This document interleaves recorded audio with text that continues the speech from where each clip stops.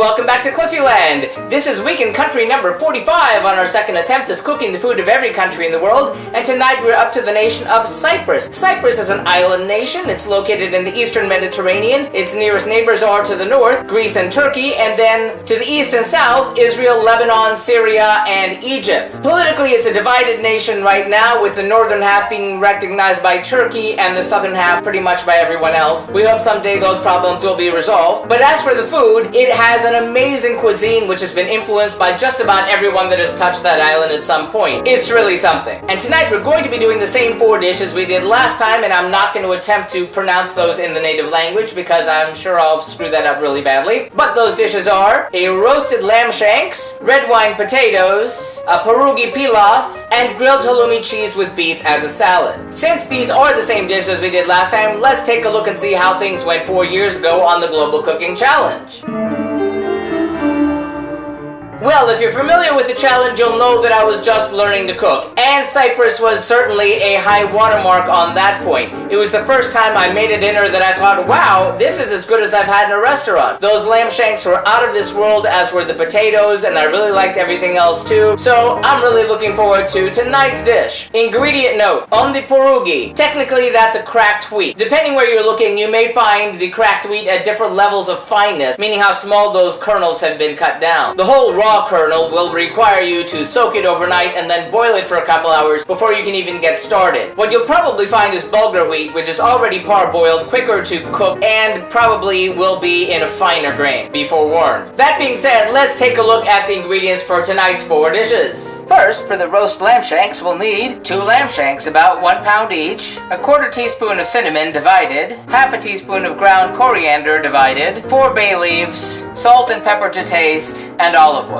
Then, for the red wine potatoes, we'll need about 2 pounds of fingerling potatoes, 1/2 cup of red wine, 1/2 cup of olive oil, salt and pepper to taste, and ground coriander to taste. Then, for the Pourgouri pilaf, we'll need 2 tablespoons of olive oil, 2 medium onions thinly sliced, 8 ounces of bulgur wheat, Pourgouri or bulguri, 1.5 cups of chicken stock, and salt and pepper to taste. Finally, for the pan-fried halloumi cheese with beets, we'll need 4 whole raw beets, peeled and sliced thinly with a mandolin, 7 ounces of olive oil, the juice of 1 lime, 3 ounces of red wine vinegar, salt and pepper to taste, 2 tablespoons of olive oil, 10.5 ounces of halloumi cheese thickly sliced, and arugula and capers for dressing. This sounds like it's going to be good. Let's get cooking!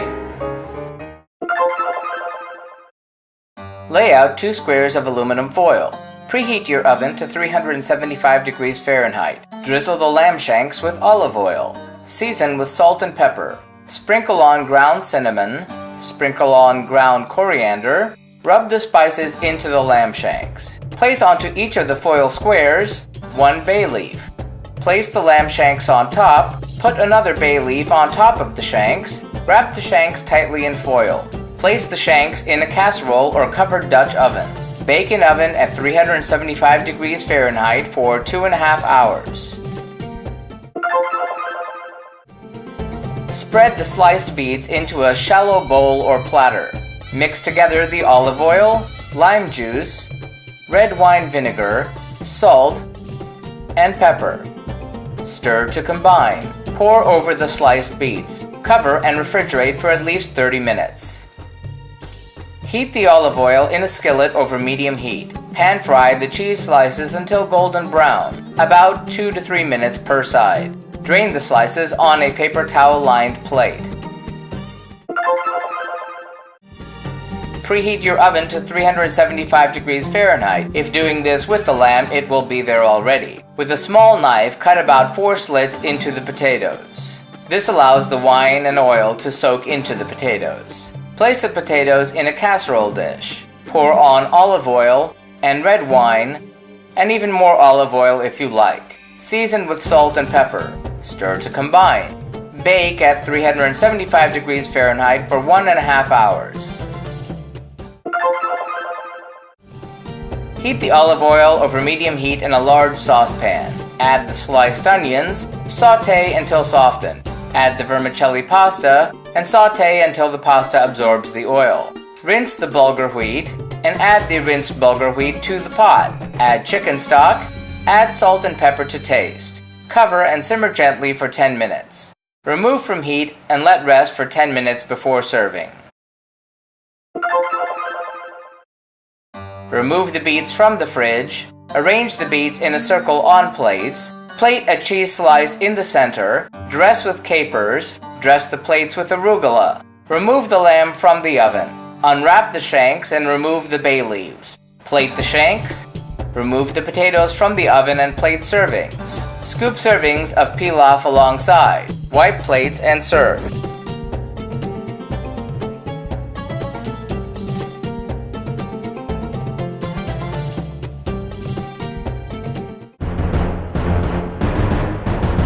How'd that all go? Well, again, it was really a great night of food. The lamb was succulent, as were the potatoes. Everything was truly stellar. If I have any complaints or really tiny execution things that I would have done better had I been doing it like 2 nights in a row, and I can discuss those in the comments below. But as for the review, first the lamb shanks. Again, they were succulent, they were nice and juicy, the meat fell off the bone. I'm gonna give the lamb shanks 4 out of 5 globes. As for the potatoes, they had a whole lot of olive oil going. And I probably should have used potatoes that were a little bit larger. Still, they were really delicious. The great balance of wine and the oil. I'm gonna give the red wine potatoes 4 out of 5 globes. As for the pilaf, it was nice. I probably should have seasoned it a little more aggressively, but it was a nice starchy complement to the rest of the dishes. I'm gonna give the Pourgouri pilaf 4 out of 5 globes. But how about that salad? That was something else. The cheese was creamy with that nice golden crust. The beets were nice and sweet, balanced with the